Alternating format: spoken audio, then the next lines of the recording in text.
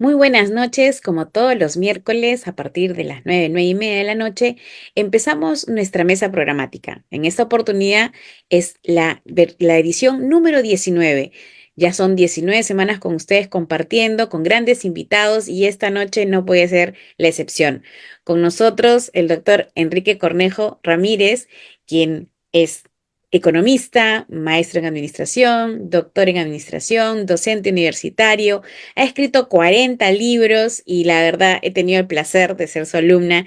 Muchísimas gracias por estar con nosotros esta noche, doctor Gracias, Enrique. Claudia. Gracias por la invitación. Muy Encantado. amable, muy amable. Usted siempre es una persona muy activa en redes sociales y creo que lo hace para llegar justamente a los jóvenes, porque estoy convencida de que usted decidió ser docente universitario para poder enseñar lo que usted sabe a los jóvenes y creo que siempre se dirige a ellos. Estoy muy convencida de eso. Entonces, en su TikTok también lo sigo, en su YouTube también lo sigo, en su página web también. Soy su hincha, no lo puedo negar. Gracias, Y, Claudia. y realmente me gusta porque usted siempre cuando enseña dice las cosas claramente y los jóvenes aprenden muy fácil.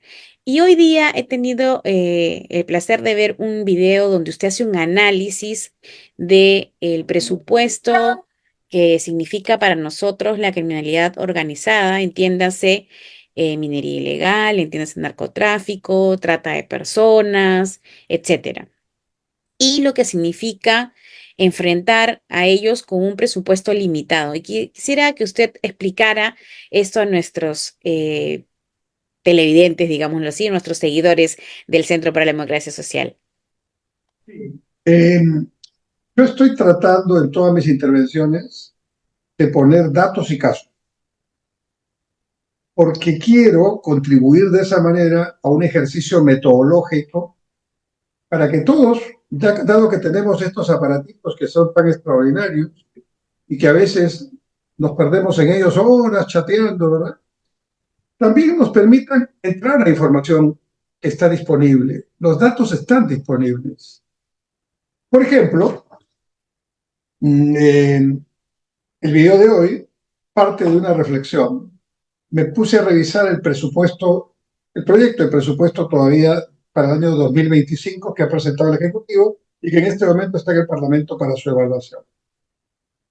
Y este presupuesto tiene digamos, un PBI que lo ha elaborado, evidentemente, el dato del Ministerio de Economía y Finanzas, de más o menos 285 mil millones de dólares.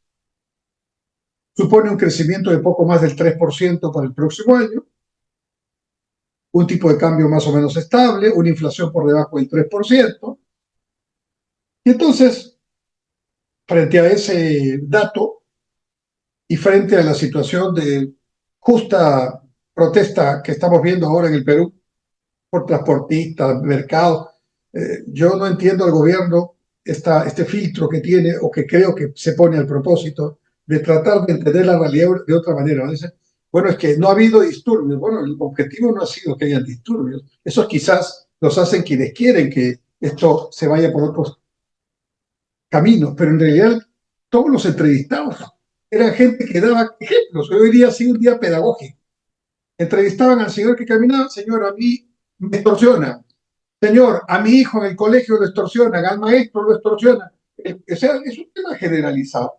Se ha convertido en el primer problema del peruano de a pie. Y la política pública, por definición, tendría que preocuparse por los problemas que justamente preocupan al ciudadano. Entonces, me dije, bueno, ¿y cuánto le pone a interior eh, este, este presupuesto? Más o menos poco más de 4.000 millones de dólares. Está en soles, pero todo lo he cambiado a dólares para facilidad de cambio. Y entonces hice el siguiente razonamiento, todo es con datos oficiales. Si el presupuesto, perdón, si el PBI es 285 mil millones de dólares, la Superintendencia de Banca y Seguros dice, lo podemos ver en la página de la Superintendencia, que el índice de bancarización, es decir, créditos sobre PBI o ahorros totales sobre PBI, es alrededor del 50%. Eso es un poco menos, pero para efectos prácticos, 50%. Quiere decir que de toda la masa de riqueza, el stock de riqueza que tiene el Perú, la mitad nunca pasa por lo bajo. ni por préstamo, ni por créditos, ni por tarjetas, ni por Yape, ni por Plin, ¿no es cierto? No pasa. Pregunta, 50% son 140.000 millones de dólares. 140.000 millones de dólares, ¿es dinero ilícito? No. Ahí la gran mayoría es el dinero de la llamada informalidad, de los emprendedores que generan su autoempleo, de los que obviamente no tienen ni licencia, ni declaración jurada ante la SUNAT, etcétera, etcétera, etcétera. Y que algunos ven efectivamente como gente que está haciendo, digamos, la traición al Perú, cuando en realidad el Perú en estos momentos, si no ha tenido un conflicto social mayor, es por la existencia de 10 millones de emprendedores que ante la ausencia de políticas para generar empleos decentes, pues crean su propio empleo, efectivamente con baja productividad y efectivamente muchos de ellos totalmente inestables y con bajos ingresos. Pero su alternativa es cero, no hay alternativa. Entonces, si el 50% es 140.000 millones de dólares, yo trataba de estimar un poco cuál sería el monto de lo ilícito. Entonces, de acuerdo más o menos a las estimaciones, el principal, la fuente de ilicitud es el narcotráfico, poderoso narcotráfico, que ya hace tiempo dejó la coca. Ahora estamos en otro tipo de drogas en el Perú. Hoy día somos un país de tránsito, ¿no? Y Ecuador tiene un serísimo problema porque se ha convertido en el hub de la droga en esta parte del Pacífico. Y Chile tiene un problema serísimo también, y Colombia, por supuesto, y Bolivia, ni qué decir, porque estamos ahora ante un drama de una organización criminal transnacional. Entonces, de los 140.000 millones, yo digo conservadoramente, entre el 10, 15 y hasta el 20% podría poner, están allí y digo, estos son 25.000 millones de dólares. Creo que estoy siendo conservador, porque entre la minería ilegal, el narcotráfico y la trata de personas, yo creo que ahí superan ese monto tranquilamente. Lo otro es lavado, lo otro es también, obviamente, dinero ilícito producto de corrupción. Toda esa masa criminal está ahí dando vueltas. Y lo peor es que no da vueltas. El dinero lícito o ilícito tiene una lógica. Tiene que, de todas maneras, infiltrarse en las instituciones. Tiene que generar su propia lógica de comportamiento. Entonces, ese dinero ya entró a las instituciones democráticas. Ya entró, ya está corrompiendo conciencias, ya está comprando conciencias, ya está amenazando a instituciones tutelares y al ciudadano común, ya está empezando a ejercer un poder que es un poder alterno al Estado. O sea, el Estado está siendo discutido en su rol, su rol tutelar de administrar el poder y la fuerza, porque el concepto del Estado es que administra legítimamente la fuerza para lograr el bienestar del poder. Entonces, este poder criminal está avanzando y como la institucionalidad democrática en el Perú está en una crisis terrible, los liderazgos están vendidos a menos, los partidos políticos están ausentes, sin reflejos, mucha cantidad, pero cero propuestas, ¿no? Y entonces estamos ante una situación donde le hemos dejado el campo libre a estos delincuentes. Y pretendemos tratarlos como si fueran los que roban el celular o los que ponen la bujía en el carro. No, son organizaciones que no solamente tienen mucho dinero, sino que además tienen la osadía de enfrentar al Estado, a la policía, a la Fuerza Armada, ¿no es cierto?, al Ministerio Público, al Poder Judicial. Nada los detiene. Yo vi el otro día una declaración del Buró de Estados Unidos, el FBI, diciendo, ya entró aquí la famosa banda esta venezolana, ¿verdad? Ya está aquí. O sea, el poderoso Estados Unidos ya se le infiltraron. Entonces, ¿cómo podemos mirar esto en primer lugar sin darle la importancia que esto tiene? Entonces dije, 25.000 millones de dólares contra 4.000, bueno, es claramente una fuerza superior que tiene posibilidades de corromper, pero posibilidades de tener rifles de mayor alcance, sistemas financieros corruptos que generan posibilidades, mientras que nuestros pobres policías están con las justas haciendo la inteligencia que tienen que hacer y cambian tanto los jefes y los mandos, porque hemos tenido tal cantidad de ministros del Interior que realmente no hay conducción. Evidentemente eso se traduce en un trabajo por debajo del estándar. Eso es lo que hice en este ejercicio. Obviamente, el problema no es solamente presupuestal, pero puse los datos para darnos cuenta que este no es un problema cualquiera, que lógicamente si la gente ya salió es porque está harta de esta situación, ¿no? En Gamarra, los de Gamarra han salido porque los de Gamarra hace tiempo tienen el tema de los cupos, hace tiempo.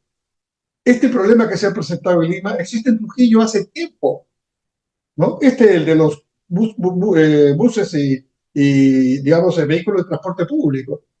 Entonces, está pasando como lo que pasó con Sendero, que cuando Sendero ya dejó, porque perdió la batalla en el campo y vino a romper las torres aquí y dejarnos sin luz y a cometer los asesinatos selectivos en la ciudad, los limeños y dijimos, qué problema!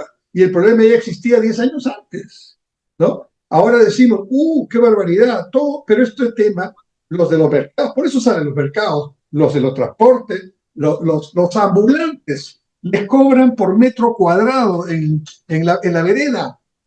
Así Y es. estos son ya temas que son pues absolutamente conocidos. Bueno, Ujú. entonces, conclusión, el Estado no solamente no está cumpliendo su tarea, sino que está sin el mínimo respeto que debe tener en los agentes económicos, en los seres, en los sectores sociales y políticos. Cuando se le pierde respeto a la autoridad, ya estamos en un caos. Y eso es lo que está pasando en el Perú.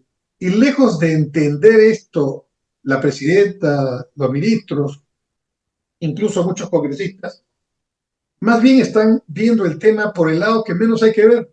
Si también se metieron estos de tal o cual partido, bueno, lógico, si la gente está en la calle se van a meter, pero el grueso de las personas son personas que están en su día a día fastidiados porque está su vida en peligro, está su familia en peligro y el gobierno, que quien tiene que tutelarlo, no hace nada.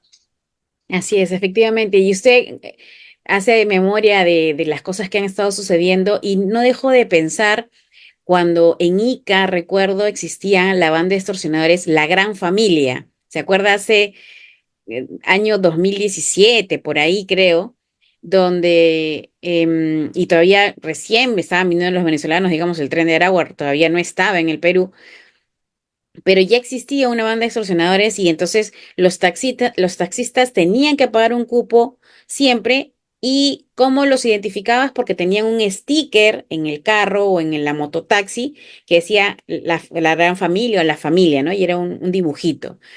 Y entonces nosotros vamos viendo que la criminalidad efectivamente ya rebasó todo el estado y obviamente no dejo de pensar en su libro, Repensando el Estado en el siglo XXI, donde usted inicia con una pregunta tan sencilla como es, ¿cómo debe de hacerse la reforma del Estado, ¿no? Y usted primero dice, ¿debo tener un nuevo Estado? Y creo que su libro ha caído tal cual, creo que usted lo ha pensado ya teniendo los antecedentes porque esto no es de ahorita, no es de ayer, no es que recién la gente se ha levantado. El peruano normalmente es un peruano que aguanta, aguanta hasta que ya no puede más, ¿no? Y ahorita estamos en esa etapa, en la explosión donde el peruano dijo, ya no más, ¿no? Y donde encuentra que el Estado o no los entiende o no los escucha. eh, Recuerdo que en el año 2019, en La Victoria, se hacían estas intervenciones porque ya estaban lotizados, como dice usted bien, las veredas, por metro cuadrado de las veredas, ¿no?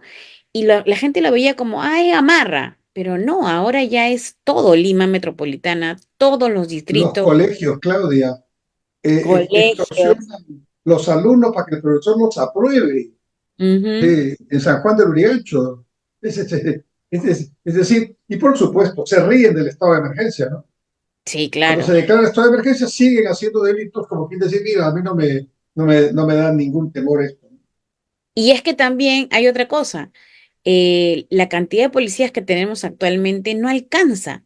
Y uno dice, pero ¿por qué no tenemos policías? Porque la gente no está interesada en ser policía, ¿no? Ya sea porque no tienen buenos beneficios, no tienen buen sueldo, no tienen buenos uniformes, o porque, como le decía yo a un compañero amigo, le decía, mira lo que está sucediendo. La policía dice, ¿para qué yo voy a detener al que arrebata un celular o el que arrebata una cartera si al final va a venir el fiscal y lo va a soltar? Entonces yo no voy a estar perdiendo mi tiempo en eso, porque no me alcanza, ¿no? No me alcanza. Entonces uno dice, bueno, pónganle más penas.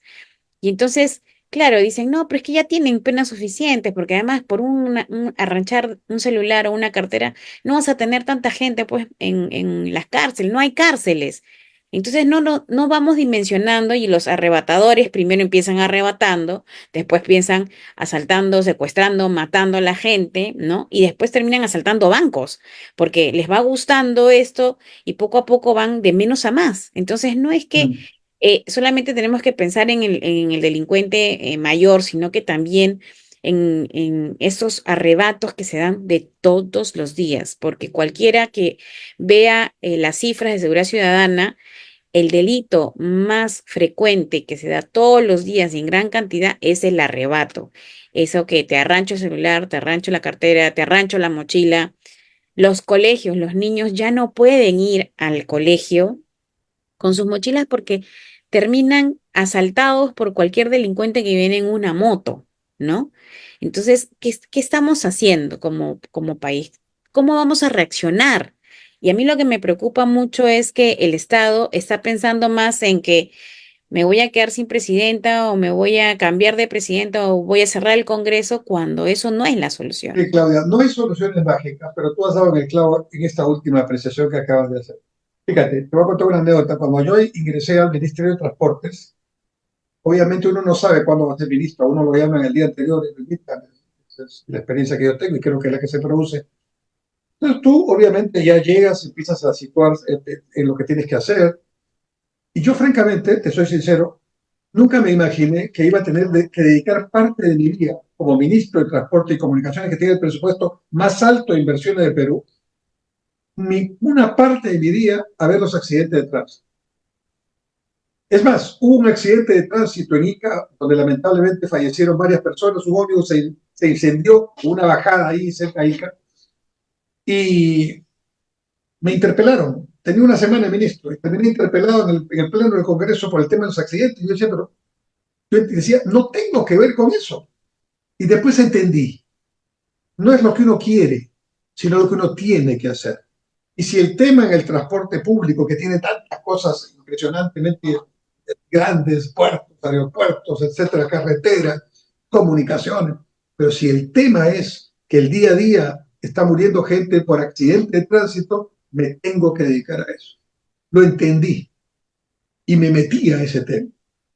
De ahí salió el nuevo Reglamento Nacional de Tránsito, la famosa limitación de 90 kilómetros por hora en la carretera, el control satelital de los buses, el poner frenos ABS a los camiones en los buses, el famoso amigo elegido para que cuando tomes no manejes, que los muchachos lo compraron con una extraordinaria, con un extraordinario entusiasmo. Es decir, hicimos muchas cosas. Prender las luces en la carretera de día, me dediqué, no te miento, la mitad de mi día a eso. Entonces, lo que le está pasando al gobierno, que ya tiene serios problemas de ubicación, Ujú, ¿no? Es que cree que este es un tema cualquiera, es un tema, uno de tantos temas. Pues ya viene APEC, viene la inauguración del puerto de Chancay, después el aeropuerto, esas son las cosas. No entienden que lo que interesa es lo que la gente de a pie le preocupa. ¿Cómo ujú. no va a preocupar que mi hijo se vaya al colegio, mi hija, y termine asaltada, violada o termine pegándole por robarle su celular o su mochila? Así es. O yo trabajo me voy a trabajar mi día en el taxi, me tienen que cobrar cupo o pasar determinada cuadra. En fin, entonces yo creo que aquí lo primero que tendría que pasar, y lamentablemente no está pasando, es que la presidenta y los ministros se pongan como si hubiera ocurrido un terremoto. Ujú. Cuando ocurrió el terremoto de Pisco, todo el gabinete se fue, con presidente incluido, ¿no? A Pisco. Ahí está. Y aquí se trabaja, aquí se despacha. Y dejas todo lo que estás haciendo, encargado, por supuesto, siguen, pero tú te concentras en eso que es una imagen. Incluso los ministros teníamos responsabilidades más allá de nuestro sector por regiones. Entonces, bueno, los ministros que son ministros, se llaman ministros de Estado, ¿no? Tienen puesto un peso específico en el rango constitucional. Bueno, pues cada ministro se encarga más o menos de uno o dos regiones para Claro. ir a hacer el trabajo político, Ujú. que no es el trabajo policial. De decir, a ver, juntémonos, a ver, ¿qué podemos hacer ahora? ¿Qué problema tiene usted general? No, a mí me falta de policía. Ok, señor comandante general de policía, aquí falta, puede traerme de otro lado, présteme. Así se trabaja en el día a día, en el detalle. No te va a solucionar todos los problemas, pero te aseguro que buena parte de los detalles que hoy hacen que nuestra policía no pueda cumplir su trabajo se podrían solucionar así. Y los Efectivamente. otros temas se siguen trabajando, pues, pero la emergencia sí está. Claro, Ahora, tú porque bien, perdón, todos los ministros tienen viceministros y cada viceministro maneja su viceministerio. Entonces, sí es cierto que es un cargo político y que es la máxima autoridad del ministerio, pero no se va a caer si el ministro se ocupa de otro tema en particular, como es ahorita. finalmente este tema es transversal con todo, Exactamente. transversal con todo, porque los empresarios están dedicando una buena parte de su día a día para pagar seguridad, para pagar cupos, entonces está afectando a la economía y la sociedad peruana.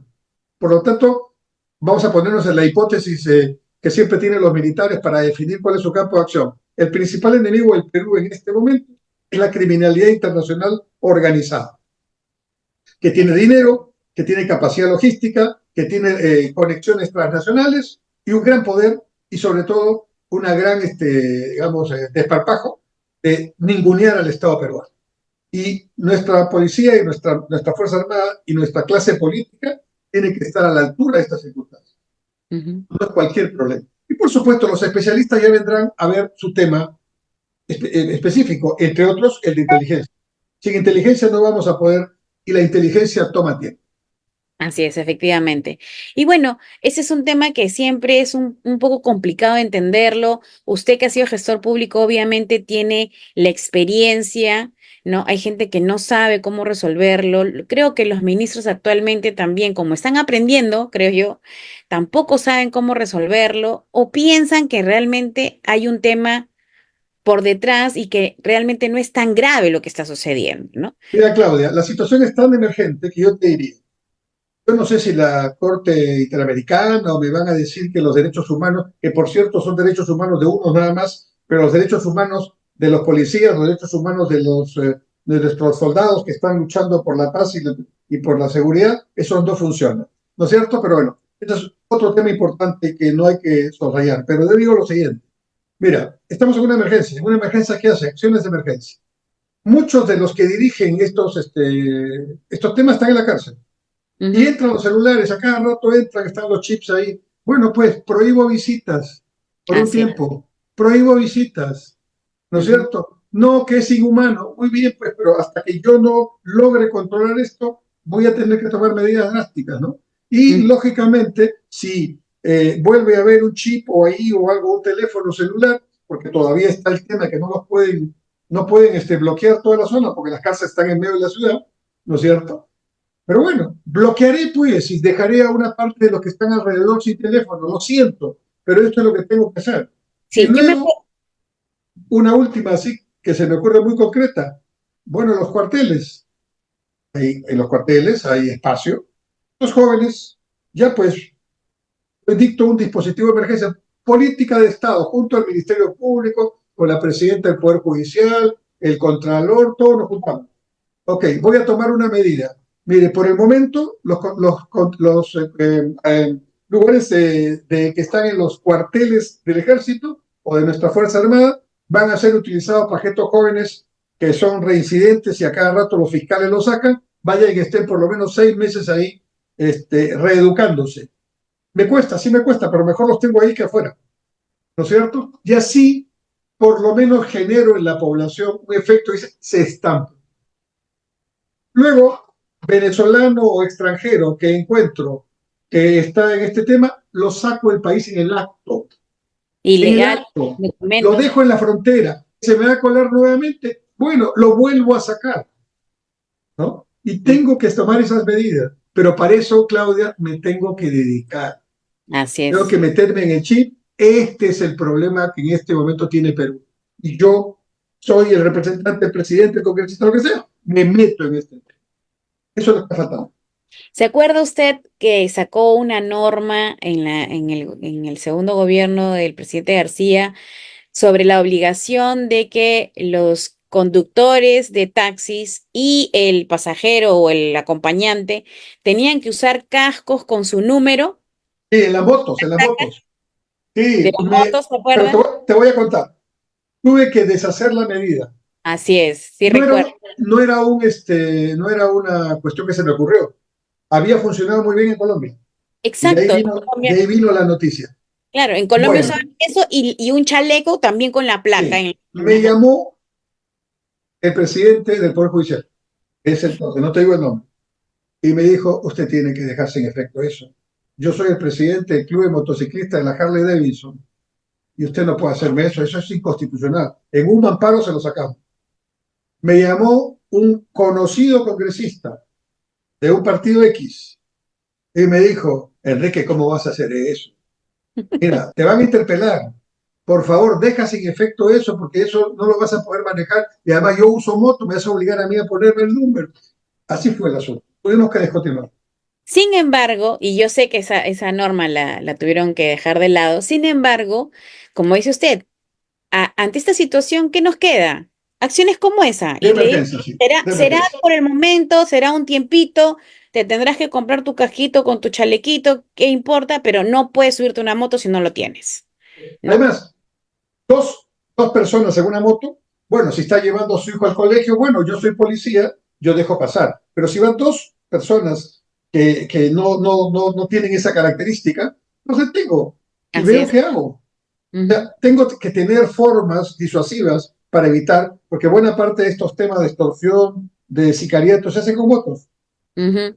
Y como le digo, si hay que hacer cosas de emergencia, se hacen de emergencia y después se cambian y se mejoran, pero es un absurdo que estemos, yo por ejemplo particularmente me pasa, estoy en la calle, escucho una moto y me volteo porque tengo miedo, ¿no? Entonces, estamos viviendo el miedo que cualquier cosa te pueda pasar, de que te puedan matar por robarte un celular o una cartera.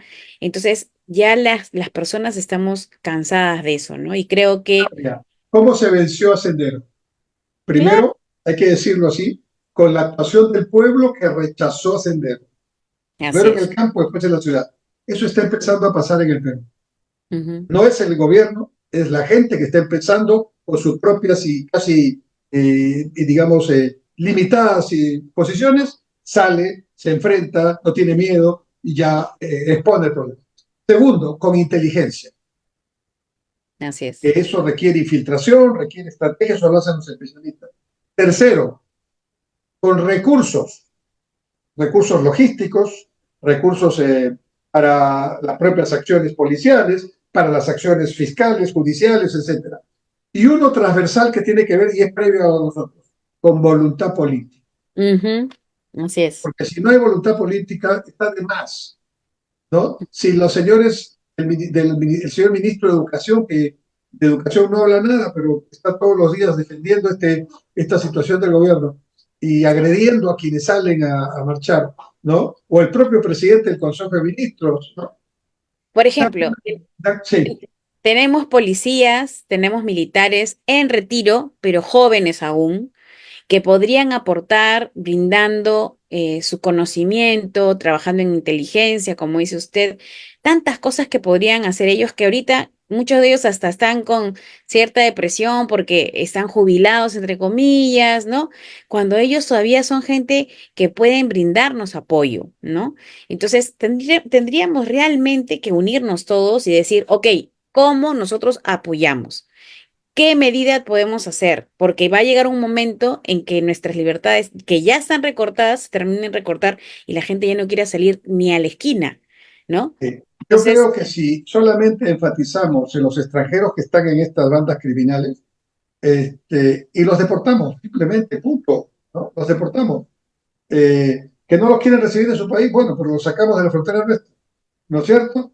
Ya empieza un cambio, ya empieza un cambio, ujú, ¿no? Y creo que hay cosas que también hay que hacer, cambios que hay que hacer en el Código Procesal Penal, en fin, eso puede ir de la mano, pero la gente necesita mirar acción, mirar voluntad y mirar interés.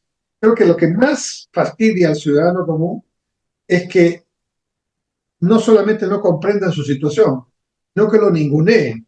¿no es cierto? Entonces, eso es algo que evidentemente se está evidenciando, se está viendo en todos los días de estas marchas que están produciéndose, y que son la mayoría espontáneas. Sí, un bombero hace 2 semanas que tuve una reunión con él respecto al tema de gestión de riesgos de desastres, me dijo, lamentablemente el peruano es reactivo, ¿no?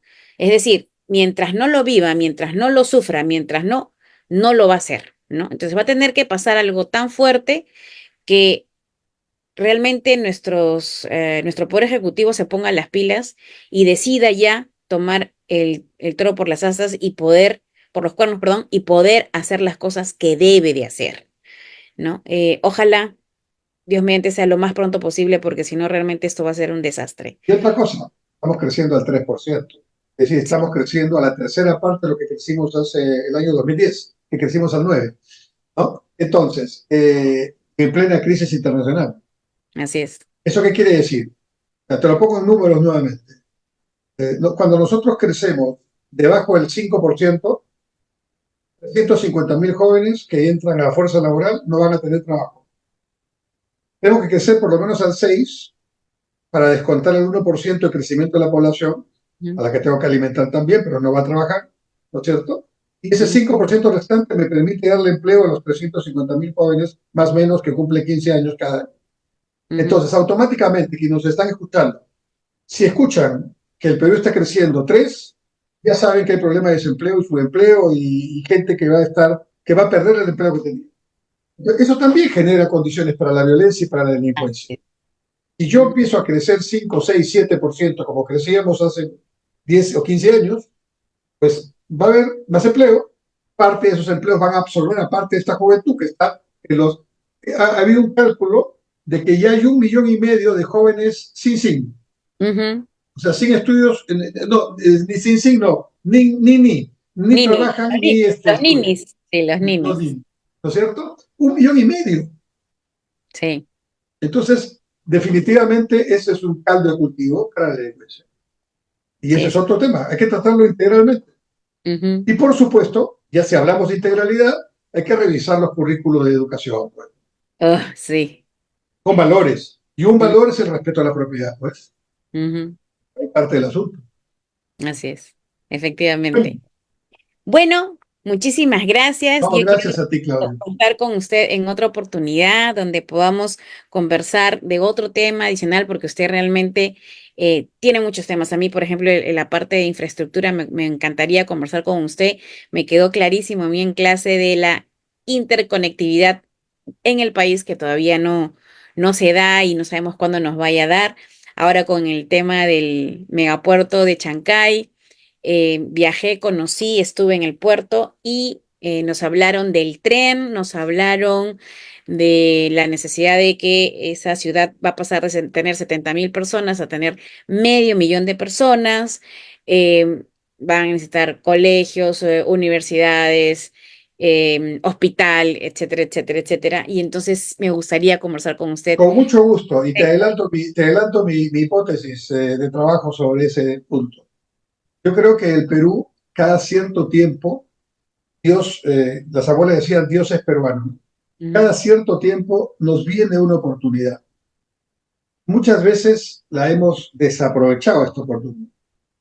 Esta vez, el terminal portuario de Chancay, si bien es una iniciativa peruana del almirante Ribaudo, que luego se convirtió en una propuesta con la minera Volcan y terminó en este proyecto que nadie lo pensaba, formando parte de la ruta de la seda china, ujú, resulta que con el Callao, con el aeropuerto, con Chancay, con Paita, con Matarani y con toda la infraestructura de la costa peruana, nosotros podemos consolidarnos como el hub sudamericano de la cuenca pacífica. O sea, así es. ser el Singapur de América del Sur. ¿Qué significa eso para la gente? ¿No? Significa empleo, ingresos, mejor nivel de vida. Te lo pongo en números. El PBI per cápita de Perú es $7.500 año, Ujú, persona año. personalmente, El sí, PBI de Singapur en este momento es casi $70.000 per cápita. imagínese. Y ese Singapur es la mitad de Lima Ah, y sí. tiene 7,5 millones de habitantes, ¿no? Y Lima tiene solita 10 millones con Callao. Y Ujú, nosotros somos 30 y si los están, la diáspora 33,5.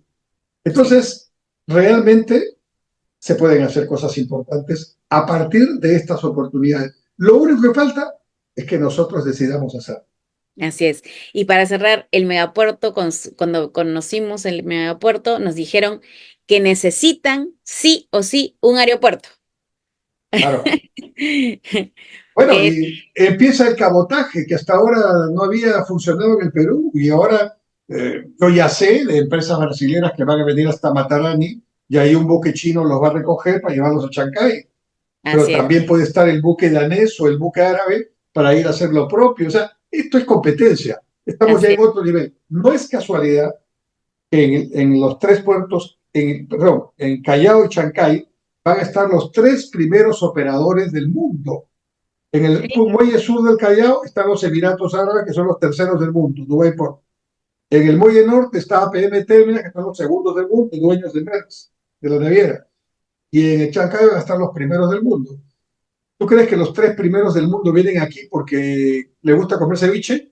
No, No, definitivamente. también seguramente, pero También, principalmente pero sí. ¿no es cierto? Y el Claro, negocio es que estamos ubicados, como dicen los muchachos, en el centro del point. así El es. point del siglo XXI es la cuenca del Pacífico. Y gracias a Dios estamos al centro. Y de aquí Sí. no nos mueve nadie y por lo tanto tenemos que aprovechar ahora Y esta es como dice oportunidad. usted, Dios es peruano y gracias a eso tenemos un país bendito. Así que tenemos que trabajar por él, mejorar por nuestra ciudadanía y nuestra gente, lograr que el Estado realmente llegue a ellos, que ellos sean los beneficiarios de todo el trabajo que se hace y ojalá Dios mediante nuestros gobernantes nos escuchen y hagamos pronto las cosas y no esperemos a que las cosas se empeoren. Muchísimas gracias Gracias, Claudia. nuevamente y nos estamos viendo muy pronto de todas maneras. Muchas Con mucho gracias. gusto. Muy Con mucho amable. gusto. Saludos a todos. Gracias. Hasta la próxima semana, nuevamente en estas mesas programáticas desde el Centro para Democracia Social, todos los miércoles a las 9 de la noche, en punto de la noche. Un abrazo y hasta la próxima semana. Gracias.